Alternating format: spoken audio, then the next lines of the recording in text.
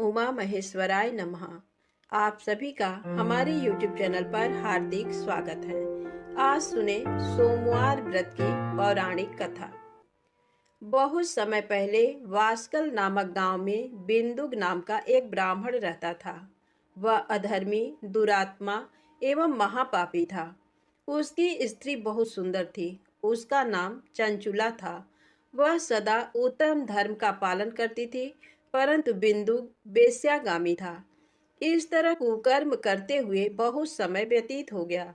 उसकी स्त्री काम से पीड़ित होने पर भी स्वधर्म नाश के भय से क्लेश सहकर भी काफी समय तक धर्म भ्रष्ट नहीं हुई, परंतु आगे चलकर वह भी अपने दुराचारी पति के आचरण से प्रभावित होकर दुराचारिणी और अपने धर्म से विमुख हो गई।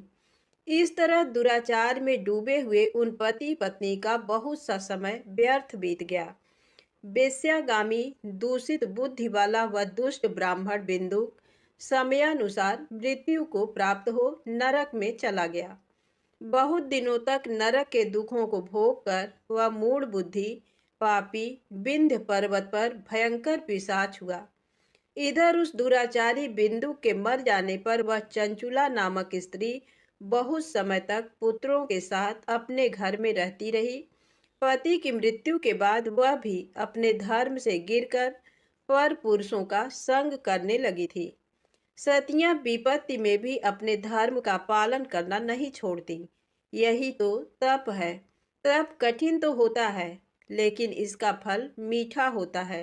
एक दिन दैव योग से किसी पुण्य पर्व के आने पर वह अपने भाई बंधुओं के साथ गोकर्ण क्षेत्र में गई। उसने तीर्थ के जल में स्नान किया एवं बंधुजनों के साथ यहाँ वहाँ घूमने लगी। घूमते घूमते वह एक देव मंदिर में गई। वहां उसने एक ब्राह्मण के मुख से भगवान शिव की परम पवित्र एवं मंगलकारी कथा सुनी।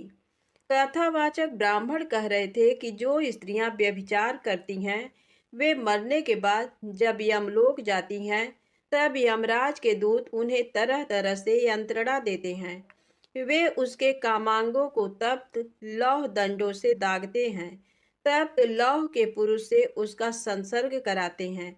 ये सारे दंड इतनी वेदना देने वाले होते हैं कि जीव पुकार पुकार कर कहता है कि अब वह ऐसा नहीं करेगा, लेकिन यमदूत उसे छोड़ते नहीं। कर्मों का फल तो सभी को भोगना पड़ता है। देव, ऋषि, मनुष्य सभी इससे बंधे हुए हैं। ब्राह्मण के मुख से ये वैराग्य बढ़ाने वाली कथा सुनकर चंचुला भय से व्याकुल हो गई। कथा समाप्त होने पर सभी लोग वहां से चले गए। तब कथा बांचने वाले ब्राह्मण देवता से चंचुला ने कहा, हे ब्राह्मण, धर्म को न जानने के कारण मेरे द्वारा बहुत बड़ा दुराचार हुआ है।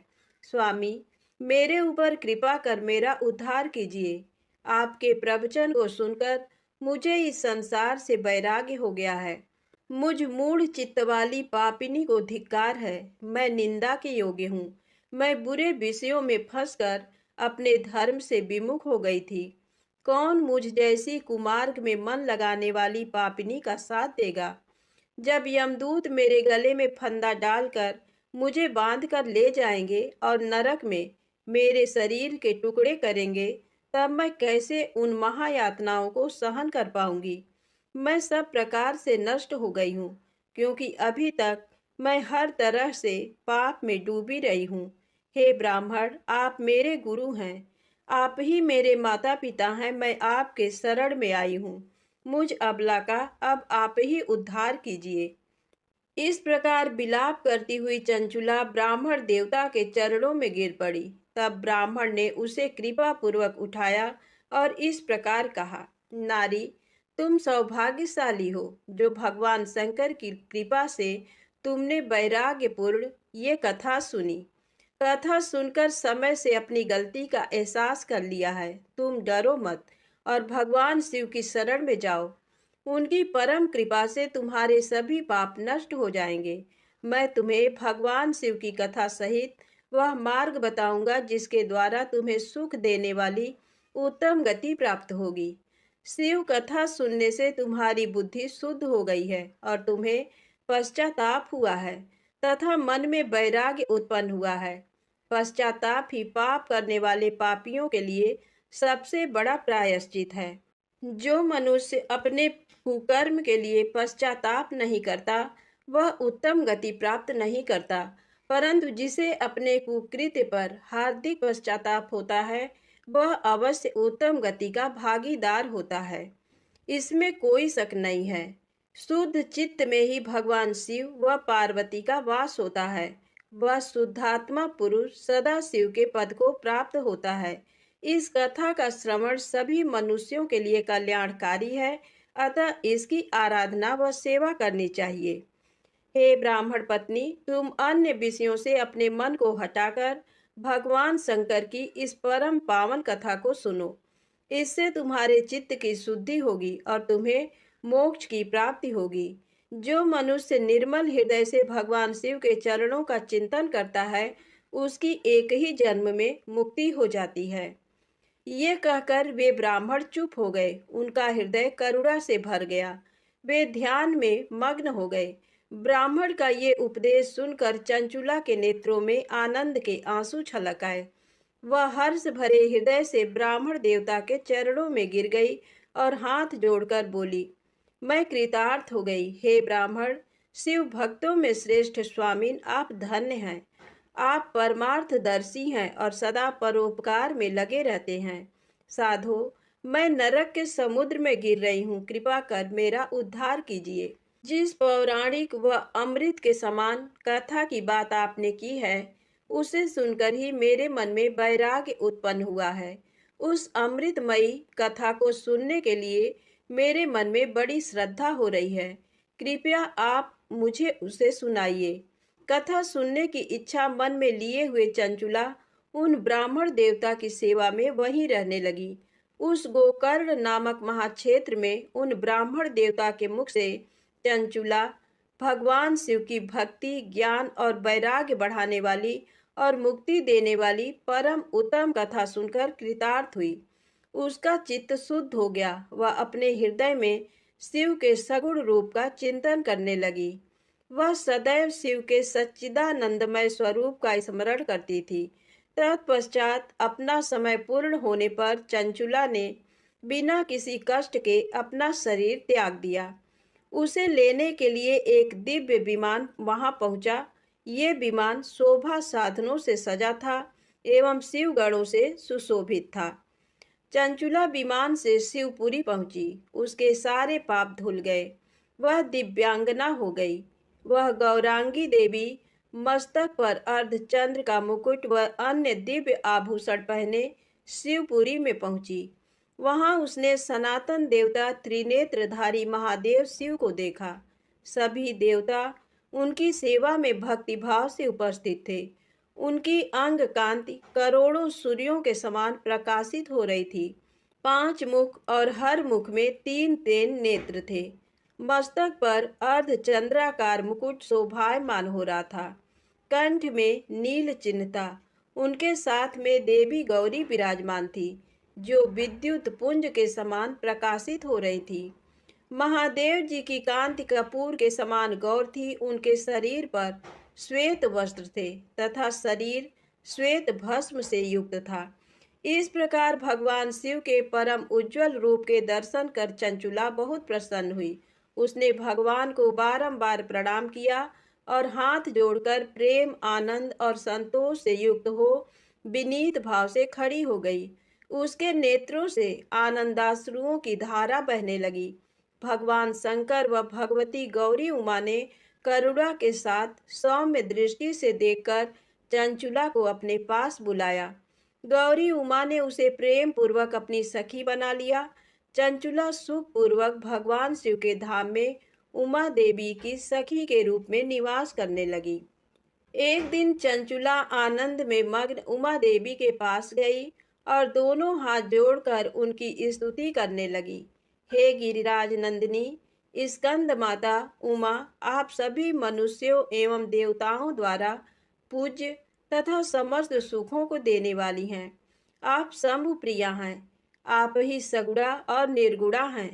हे सच्चिदानंद स्वरूपिणी, आप ही प्रकृति की पोषक हैं। हे माता, आप ही संसार की सृष्टि, पालन और संहार करने वाली हैं। इस प्रकार सद्गति प्राप्त चंचुला देवी की स्तुति कर शांत हो गई। उसकी आंखों में प्रेम के आंसू उमड़ आए।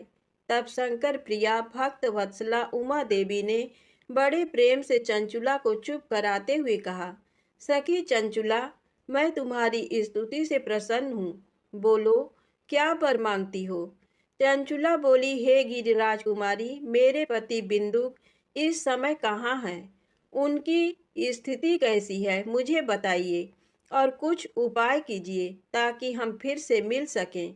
हे महादेवी, मेरे पति एक शूद्र जाति वेश्या के प्रति आसक्त थे और पाप में ही डूबे रहते थे। गिरिजा बोली, बेटी, तुम्हारा पति बिंदुक बड़ा पापी था, उसका अंत बड़ा भयानक हुआ। वेश्या का उपभोग करने के कारण वह मूर्ख नरक में अनेक वर्षों तक अनेक प्रकार के दुख भोगकर अब शेष पाप को भोगने के लिए विंध्य पर्वत पर पिशाच की योनि में रह रहा है। वह दुष्ट वहीं वायु पीकर रहता है और सब प्रकार के कष्ट सहता है। गौरी देवी की ये बात सुनकर चंचुला अत्यंत दुखी हो गई। फिर मन को किसी तरह स्थिर करती हुई दुखी हृदय से माँ गौरी से उसने एक बार फिर पूछा, हे महादेवी, मुझ पर कृपा कीजिए और मेरे पापी पति का अब उद्धार कर दीजिए। कृपा करके मुझे वह उपाय बताइए जिससे मेरे पति को उत्तम गति प्राप्त हो सके। गौरी देवी ने कहा, यदि तुम्हारा पति भगवान शिव की पुण्यमयी उत्तम कथा सुने तो वह इस दुर्गति को पार करके उत्तम गति का भागी हो सकता है। अमृत के समान मधुर गौरी देवी का ये वचन सुनकर चंचुला ने दोनों हाथ जोड़कर मस्तक झुकाकर उन्हें बारंबार प्रणाम किया तथा प्रार्थना की कि मेरे पति को भगवान शिव की कथा सुनाने की व्यवस्था कीजिए। ब्राह्मण पत्नी चंचुला के बार बार प्रार्थना करने पर शिव प्रिया गौरी देवी ने भगवान शिव की महिमा का गान करने वाले गंधर्वराज तुम्बुरु को बुलाकर कहा, तुम्बुरो, तुम्हारी भगवान शिव में प्रीति है। तुम मेरे मन की सभी बातें जानकर मेरे कार्यों को सिद्ध करते हो। तुम मेरी इस सखी के साथ विंध्य पर जाओ, वहाँ एक महाघोर और भयंकर पिशाच रहता है। पूर्व जन्म में वह पिशाच बिंदुक नामक ब्राह्मण मेरी इस सखी चंचुला का पति था। वह वेश्यागामी हो गया था। उसने स्नान, संध्या आदि नित्य कर्म छोड़कर अपवित्र रहने लगा। क्रोध के कारण उसकी बुद्धि भ्रष्ट हो गई। दुर्जनों से उसकी मित्रता तथा सज्जनों से द्वेष बढ़ गया था। वह अस्त्र शस्त्र से हिंसा करता, लोगों को सताता और उनके घरों में आग लगा देता था। चांडालों से दोस्ती करता, वह रोज वेश्या के पास जाता था। पत्नी को त्याग कर दुष्ट लोगों से दोस्ती कर उन्हीं के संपर्क में रहता था। वह मृत्यु तक दुराचार में फंसा रहा। मृत्यु के बाद उसे पापियों के भोग स्थान यमपुर ले जाया गया। वहां घोर नरकों को सहकर इस समय वह विंध्य पर पिशाच बनकर रह रहा है और पापों का फल भोग रहा है। तुम उसके सामने परम पुण्यमयी पापों का नाश करने वाली भगवान शिव की दिव्य कथा का प्रवचन करो। इस कथा को सुनने से उसका हृदय सभी पापों से मुक्त होकर शुद्ध हो जाएगा और वह प्रेत योनि से मुक्त हो जाएगा। दुर्गति मुक्त होने पर उस बिंदुक नामक पिशाच को विमान पर बिठाकर तुम भगवान शिव के पास ले आना। माँ उमा का आदेश पाकर गंधर्वराज तुम्बरो प्रसन्नता पूर्वक अपने भाग्य की सराहना करते हुए चंचुला को साथ लेकर विमान से पिशाच के निवास स्थान विंध्य पर्वत पर गया। वहां पहुंचकर उसने उस विकराल आकृति वाले पिशाच को देखा। उसका शरीर विशाल था, उसकी ठोड़ी बड़ी थी। वह कभी हंसता, कभी रोता, कभी उछलता था। महाबली तुम्बरों ने बिंदुक नामक पिशाच को पासों से बांध लिया। उसके पश्चात तुम्बरों ने कथा बाँचने के लिए स्थान तलाश कर मंडप की रचना की। शीघ्र इस बात का पता लोगों को चल गया कि एक पिशाच के उद्धार हेतु देवी पार्वती की आज्ञा से तुम्बरो भगवान शिव की कथा सुनाने विंध्य पर्वत पर आया है। उस कथा को सुनने के लोभ से बहुत से देवर्षि वहां पहुंच गए। सभी को आदर पूर्वक स्थान दिया गया। पिशाच बिंदुक को बांसों में बांधकर आसन पर बिठाया गया और तब तुम्बरू ने परम उत्तम भगवान शिव की अमृत कथा का गान शुरू किया। इससे सभी श्रोता कृतार्थ हो गए। परम पुण्यमय कथा को सुनकर पिशाच सभी पापों से मुक्त हो गया और उसने पिशाच शरीर का त्याग कर दिया। शीघ्र ही उसका रूप दिव्य हो गया। उसका शरीर गौर वर्ण का हो गया। शरीर पर श्वेत वस्त्र एवं पुरुषों के आभूषण आ गए। इस प्रकार दिव्य देहधारी होकर बिंदुक अपनी पत्नी चंचुला के साथ स्वयं भी भगवान शिव का गुणगान करने लगा। उसे इस दिव्य रूप में देखकर सभी को बहुत आश्चर्य हुआ। उसका मन परम आनंद से परिपूर्ण हो गया। सभी भगवान महेश्वर के अद्भुत चरित्र को सुनकर कृतार्थ हो उसका यशोगान करते हुए अपने अपने धाम को चले गए। बिंदुक अपनी पत्नी चंचुला के साथ विमान में बैठकर शिवपुरी की ओर चल दिया। महेश्वर के गुणों का गान करता हुआ बिंदुक अपनी पत्नी चंचुला व तुम्बरू के साथ शीघ्र ही शिवधाम पहुंच गया। भगवान शिव व देवी पार्वती ने उसे अपना पार्षद बना लिया। दोनों पति पत्नी सुपूर्वक भगवान महेश्वर एवं देवी गौरी के श्री चरणों में अविचल निवास पाकर धन्य हो गए। प्रेम से बोले शंकर भगवान गौरी माता की जय हो। अब आइए सुने सोमवार व्रत की अगली पौराणिक कथा। एक समय की बात है, किसी नगर में एक साहूकार रहता था। उसके घर में धन की कोई कमी नहीं थी, लेकिन उसकी कोई संतान नहीं थी। इस कारण वह बहुत दुखी था। पुत्र प्राप्ति के लिए वह प्रत्येक सोमवार व्रत रखता था और पूरी श्रद्धा के साथ शिव मंदिर जाकर भगवान शिव और पार्वती जी की पूजा करता था। उसकी भक्ति देखकर एक दिन माँ पार्वती प्रसन्न हो गई और भगवान शिव से उस साहूकार की मनोकामना पूर्ण करने का आग्रह किया। पार्वती जी की इच्छा सुनकर भगवान शिव ने कहा कि हे पार्वती, इस संसार में हर प्राणी को उसके कर्मों का फल मिलता है और जिसके भाग्य में जो हो उसे भोगना ही पड़ता है। लेकिन पार्वती जी ने साहूकार की भक्ति का मान रखने के लिए उसकी मनोकामना पूर्ण करने की इच्छा जताई। माता पार्वती के आग्रह पर शिव जी ने साहूकार को पुत्र प्राप्ति का वरदान तो दिया, लेकिन साथ ही ये भी कहा कि उसके बालक की आयु केवल 12 वर्ष होगी। माता पार्वती और भगवान शिव की बातचीत को साहूकार सुन रहा था। उसे ना तो इस बात की खुशी थी और ना ही दुख। वह पहले की भांति शिव जी की पूजा करता रहा। कुछ समय के बाद साहूकार के घर एक पुत्र का जन्म हुआ। जब वो बालक 11 वर्ष का हुआ तो उसे पढ़ने के लिए काशी भेज दिया गया। साहूकार ने पुत्र के मामा को बुलाकर उसे बहुत सारा धन दिया और कहा कि तुम इस बालक को काशी विद्या प्राप्ति के लिए ले जाओ और मार्ग में यज्ञ कराना। जहाँ भी यज्ञ कराओ वहाँ ब्राह्मणों को भोजन कराते और दक्षिणा देते हुए जाना। दोनों मामा भांजे इसी तरह यज्ञ कराते और ब्राह्मणों को दान दक्षिणा देते काशी की ओर चल पड़े। रात में एक नगर पड़ा जहाँ नगर के राजा की कन्या का विवाह था, लेकिन जिस राजकुमार से उसका विवाह होने वाला था वह एक आंख से काना था।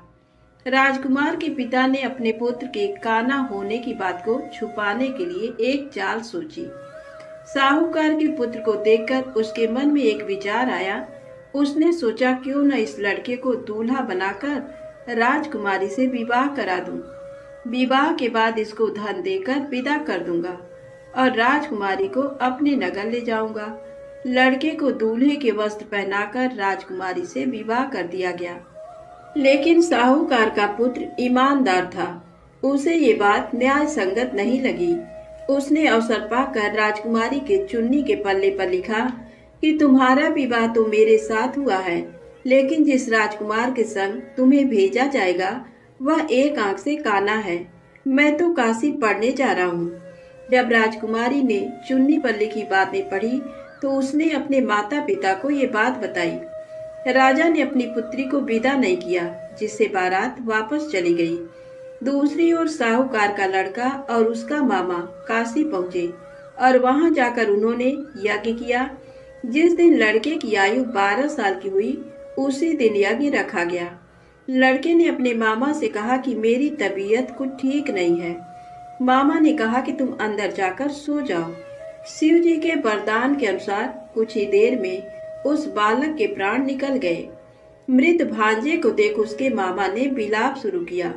संयोगवश उसी समय शिव जी और माता पार्वती उधर से जा रहे थे। पार्वती ने भगवान से कहा, स्वामी, मुझे इसके रोने के स्वर सहन नहीं हो रहा है। आप इस व्यक्ति के कष्ट को अवश्य दूर करें। जब शिव जी मृत बालक के समीप गए तो वह बोले कि ये उसी साहूकार का पुत्र है जिसे मैंने 12 वर्ष की आयु का वरदान दिया। अब इसकी आयु पूरी हो चुकी है। लेकिन मातृभाव से विभोर माता पार्वती ने कहा कि हे महादेव, आप इस बालक को और आयु देने की कृपा करें, अन्यथा इसके वियोग में इसके माता पिता भी तड़प तड़प कर मर जाएंगे। माता पार्वती के आग्रह पर भगवान शिव ने उस लड़के को जीवित होने का वरदान दिया। शिव जी की कृपा से वह लड़का जीवित हो गया। शिक्षा समाप्त करके लड़का मामा के साथ अपने नगर की ओर चल दिया। दोनों चलते हुए उसी नगर में पहुंचे जहां उसका विवाह हुआ था। उस नगर में भी उन्होंने यज्ञ का आयोजन किया। उस लड़के के ससुर ने उसे पहचान लिया और महल में ले जाकर उसकी खातिरदारी की और अपनी पुत्री को विदा किया। इधर साहूकार और उसकी पत्नी भूखे प्यासे रहकर बेटे की प्रतीक्षा कर रहे थे। उन्होंने प्रण कर रखा था कि यदि उन्हें अपने बेटे की मृत्यु का समाचार मिला तो वह भी प्राण त्याग देंगे। परंतु अपने बेटे के जीवित होने का समाचार पाकर वह बेहद प्रसन्न हुए। उसी रात भगवान शिव ने व्यापारी के स्वप्न में आकर कहा, हे श्रेष्ठी, मैंने तेरे सोमवार के व्रत करने और व्रत कथा सुनने से प्रसन्न होकर तेरे पुत्र को लंबी आयु प्रदान की है। इसी प्रकार जो कोई सोमवार व्रत करता है या कथा सुनता और पढ़ता है, उसके सभी दुख दूर होते हैं और समस्त मनोकामनाएं पूर्ण होती हैं। प्रेम से बोले शंकर भगवान की जय हो। अब आइए सुने भगवान शिव की दूसरी कथा, बैजू के भोले बाबा बैजनाथ। बैजू निहायत ही सीधा और सरल इंसान सवेरे शाम जानवर चराता और बाकी का समय मंदिर की साफ सफाई में। एक बार पुजारी बाबा 2 महीने के लिए तीर्थ पे जा रहे थे। बैजू को बुलाया और कहा, बैजू, मंदिर की सारी जिम्मेदारी तुम्हारे ऊपर है और एक बार भोलेनाथ को भोग लगाए बिना खुद भोजन मत ग्रहण करना। बैजू दूसरे दिन नहा धो के जैसे तैसे बन पड़ा। भोजन तैयार कर भोलेनाथ के सामने थाली लेके हाजिर। बाबा, भोजन कर लो। बाबा टस से मस नहीं। सवेरे से शाम हो गई, ना बाबा ने भोजन ग्रहण किया और ना ही बैजू ने। 2-3 दिन यही सिलसिला चला। चौथे दिन बैजू का धीरज टूट गया। पास पड़ी लाठी उठाई और जकड़ दिया शिवलिंग पे। तत्काल भोलेनाथ हाजिर, पीठ मलते हुए। बोलो बैजू, क्या बात है? बैजू बोला, 4 दिन से तुम्हारे चक्कर में बिना कुछ खाए पिए गुहार लगाए रहे हैं, सुनाई नहीं पड़ा और लाठी जकड़ा नहीं के हाजिर। चलो भोजन करो तो हमहु कुछ खाई। बेचारे भोलेनाथ पीठ मलते चुपचाप आनंद के अतिरेक में डूबे, कच्चा पक्का जैसा भी था खाने लगे। अब बैजू बोला, बाबा, बड़ा कस के लगा है, रुको तुम भोजन करो। कहते हुए बैजू अंदर जाके चंदन लेकर आया, भोलेनाथ के पीठ पे लगाने लगा। भोजन के बाद भोलेनाथ चलने लगे तो बैजू बोला, कल शाम से आ जाइयो, ठीक है ना? बाबा ने कहा, हाँ हाँ बैजू, कल टाइम से आ जाएंगे। अगले दिन भोलेनाथ माता पार्वती के साथ विराजमान। बैजू बोला, बाबा, ये कौन है आपके साथ? तब बाबा ने कहा, तुम्हारी अम्मा है, माता अन्नपूर्णा। बैजू ने कहा, आओ आओ अम्मा। तुरंत बेचारा भाग के दरी ले आया, बिछाया, अंदर से 2 थाली में भोजन लेके हाजिर। बाबा ने पूछा, बैजू, तुम्हारे लिए भोजन बचा है ना? बैजू क्या बताता, बोला, हाँ बाबा, चिंता ना करो, बहुत है। आनंद में डूबे अश्रुपूरित नेत्रों से भोजन खत्म किया। तीसरे दिन फिर माता पार्वती के साथ विराजमान, वो भी समय से पहले। बैजू हकबकाया, बाबा आज इतनी जल्दी? माता पार्वती मुस्कुराई, बोली बैजू आज खाना मैं बनाऊंगी। लाख मना करने के बावजूद बैजू की एक ना चली। माता पार्वती ने भोजन तैयार किया और 3 थाली में सजा के ले आई। भोजन शुरू। बैजू ने तो जिंदगी में ऐसा स्वादिष्ट भोजन किया न था, लेकिन भगवान शिव वही भाव व प्रेम के भूखे भोलेनाथ ने पार्वती मैया से कहा, शिवा। माता ने कहा, हाँ स्वामी, आज भोजन में आनंद नहीं आ रहा है। माता की आंखों से आंसू निकल रहे थे। सच स्वामी, ना वो स्वाद है ना वो रस। धन्य है माता अन्नपूर्णा, जिनके नाम मात्र से भोजन में मिठास बढ़ जाए। उनको खुद का बनाया भोजन बेस्वाद लग रहा था। दो का भोग सामग्री और कहाँ 3 आदमी का भोजन। बेचारे बैजू को अपने जानवर तक बेच देने पड़े। किन्हीं कारणवश पुजारी बाबा बजाय 2 महीनों के 1 महीने के अंदर ही तीर्थ से वापस आ गए। पुजारी बाबा ने बैजू को बुलाया और कहा, बैजू, भोलेनाथ को समय से भोग लगाता था ना? बैजू ने कहा, हाँ पुजारी बाबा, पर बाबा तुम तो कहत रहे हो कि वो अकेले आएंगे, पर वो तो माता अन्नपूर्णा के साथे आवत रहें और दोनों जने कस के भोजनों करत रहें। हमका आपन जानवर तक बेचे के पड़ा। पुजारी बाबा अपलक बैजू को निहार रहे थे। जानते थे कि ये झूठ बोल नहीं सकता। तो क्या भोलेनाथ माता पार्वती के साथ आते थे? तब बाबा ने कहा, बैजू आज तुम फिर भोग लगाओ, देखें कौन कौन आता है। बैजू बेचारा समय से भोजन लेके हाजिर। बुलाना शुरू। काहे को भोलेनाथ आए? बुलाते बुलाते थक गया, पर ना भोलेनाथ को आना था ना वो आए। बाबा बाबा, लाठी ना उठाऊंगा, चाहे तुम आओ या न आओ, लाठी ना उठाऊंगा बाबा, लाठी ना उठाऊंगा। बस शिवलिंग पकड़ के रोए जा रहा था और यही बोल रहा था, बाबा लाठी ना उठाऊंगा। तभी अचानक आवाज आई, बैजू आंखें खोलो बैजू, हम आ गए, आंखें खोलो बैजू। सामने ही माता पार्वती और भोलेनाथ विराजमान थे। लिपट गया चरणों में। माँ, बाबा, जो आज तुम न आते तो जान दे देता मैं अपनी। भोलेनाथ ने बैजू को हृदय से लगाया।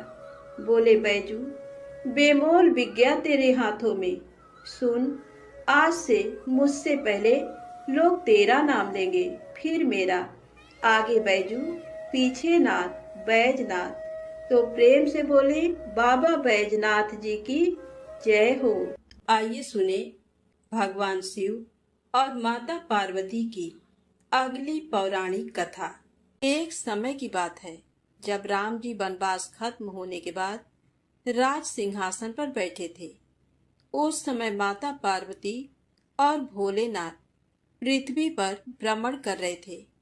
तो भोलेनाथ ने देखा कि राम जी के दादाजी का श्राद्ध का भंडारा हो रहा है।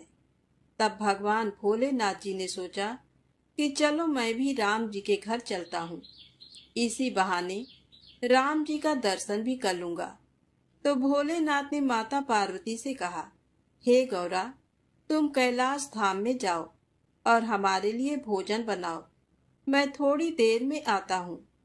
तो माता ने भोलेनाथ की बात मानकर कैलाश धाम को चली गईं और भोलेनाथ पहुंचे राम जी के घर और ब्राह्मण के साथ पंगत में बैठ गए और भंडारा खाने लगे। सभी ब्राह्मण को माता जानकी जी ने पेट भर भोजन खिलाया। उसके बाद सभी ब्राह्मण उठकर चले गए, लेकिन भोलेनाथ बैठे रहे। तब माता जानकी ने लक्ष्मण जी की धर्म पत्नी माता उर्मिला से बोला, सभी ब्राह्मण चले गए? तो माता उर्मिला बोली, सभी ब्राह्मण उठकर चले गए हैं, केवल एक ही बैठा है। तो माता जानकी जी बोली, अच्छा कोई बात नहीं, थोड़ा भूखा होगा, इसे और भोजन खिला दो। तब माता सीता और माता उर्मिला सभी सखियां भोलेनाथ को भर पेट खाना खिलाने लगी। भोलेनाथ खाते गए, लेकिन भोलेनाथ की भूख न शांत हुई और वे भोजन खाते ही गए। माता जानकी के रसोई का सारा सामान खत्म हो गया, लेकिन भोलेनाथ उठे नहीं। तो माता सीता जल लेकर भोलेनाथ के पास गईं और बोली, बाबा पानी पी लीजिए। तब भोलेनाथ बोले कि जब आधा भोजन कर लूंगा तो पानी पी लूंगा। अब माता सीता सोचने लगी कि लो, अभी तो आधा भी नहीं हुआ है। माता जानकी ने फिर से सामान मंगवाकर उन्हें भर पेट भोजन खिलाया, लेकिन भोलेनाथ रुकने का नाम ही नहीं ले रहे थे। इतनी देर में माता कैकेयी आ गईं और बोली, क्या हुआ बेटी, तुम लोग परेशान लग रही हो। तो जानकी माता बोली, माता सभी ब्राह्मण उठकर चले गए, केवल एक यही बचा है जो उठने का नाम ही नहीं ले रहा है। अब मैं क्या करूं। तो माता कैकेयी ने फिर से सामान मंगाया। इतने में भोलेनाथ ने आवाज लगाई, लेते आओ माता, बहुत जोर की भूख लगी है। तो माता जानकी जी बोली, बाबा अभी तो आटा सना है, थोड़ी पूरी पका लूं, फिर लेकर आती हूँ। तब भोलेनाथ जी बोले, आटा ही लेते आओ। अब तो भोलेनाथ ने सब आटा दाल चावल रसोई घर में जाने से पहले ही उसे खत्म कर देते। माता सीता हार कर दौड़ी दौड़ी राम जी के पास गईं। तो राम जी बोले, क्या हुआ जानकी, इतनी परेशान क्यों हो। तब माता सीता बोली, सभी ब्राह्मण उठकर चले गए हैं, केवल एक ऐसा ब्राह्मण बैठा है जो सब भंडारे को खाली करे दे रहा है। राशन मंगवा कर लाओ तो रसोई में जाने से पहले ही बोरी को ही खत्म कर देता है। तो राम जी बोले, चलो मैं देखता हूँ कि कौन ऐसा है। राम जी गए तो देखते ही पहचान गए कि ये तो मेरे भोलेनाथ हैं। राम जी ने मन ही मन भोलेनाथ को प्रणाम किया और बोला, जानकी इनको कोई नहीं खिला सकता, इनको तो अन्नपूर्णा ही खिला सकती हैं।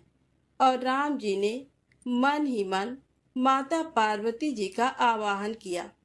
तब माता पार्वती जी प्रकट होकर बोली, क्या हुआ श्री राम जी, आपने मुझे क्यों याद किया। तो श्री राम जी बोले, माता ये बाबा तो उठने का नाम ही नहीं ले रहे हैं, जरा देखिए तो। माता पार्वती जी बोली, किन्होंने तो कहा था कि पार्वती तुम कैलाश पर खाना बनाओ, दोनों साथ में खाएंगे, और स्वामी स्वयं यहाँ पर भोजन कर रहे हैं। तो माता पार्वती जी बोली, मैं देखती हूँ, रुको। और माता ने एक लड्डू भोलेनाथ जी की थाली में रख दिया। भोलेनाथ उस लड्डू को खाने लगे। अब तो भोलेनाथ खाते गए, लेकिन लड्डू खत्म ही नहीं हो रहा था। भोलेनाथ ने सोचा, ये लड्डू खत्म क्यों नहीं हो रहा है, और ये तो जाना पहचाना लड्डू लग रहा है। भोलेनाथ जी ने सोचा कि ये कौन सा लड्डू माता सीता उन्हें खिला रही हैं। तब उन्होंने नजर उठाकर माता सीता को देखना चाहा। तब सामने माथे पर लाल बिंदी लगाए स्वयं अन्नपूर्णा माता पार्वती खड़ी थीं। माता बोली, और कितने लड्डू रख दूं। माता पार्वती को देखते ही भोलेनाथ बोले, बस हो गया, और मेरा पेट भी भर गया है। भोलेनाथ उठ गए और सीता राम जी ने भोलेनाथ और माता पार्वती जी का बहुत बहुत आदर सत्कार किया। तब भगवान भोलेनाथ ने प्रसन्न होकर माता जानकी को अखंड सौभाग्यवती होने का वरदान दिया और दोनों जन अंतर ध्यान हो गए। तो प्रेम से बोले, शंकर पार्वती भगवान की जय।